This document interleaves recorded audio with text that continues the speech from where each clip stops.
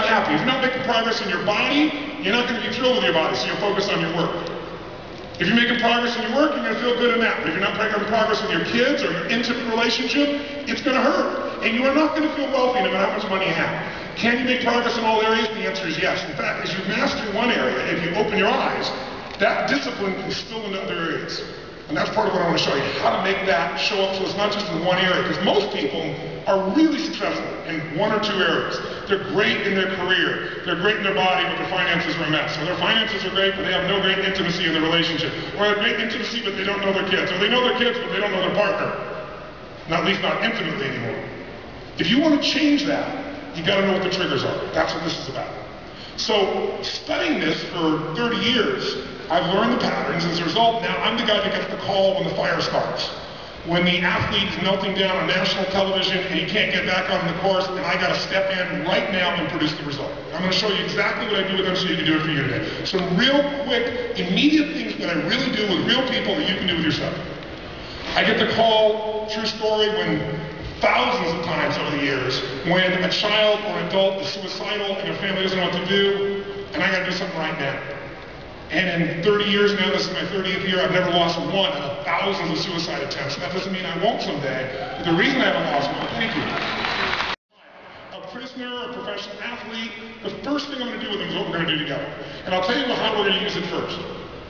Right now, you're being very nice to me. You're nodding your head, many of you smiling, or just paying attention, but you're right now going into what I would call your learning trance.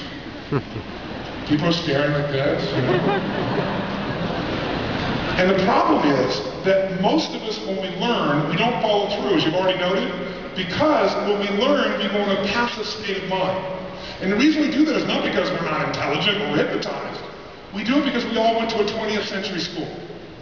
A 20th century school was designed to condition every one of us in this room for a 20th century job, which was an industrialized job. So what happened at school? The first thing you learn when you're this high and starting a condition is when the bell rings, what do?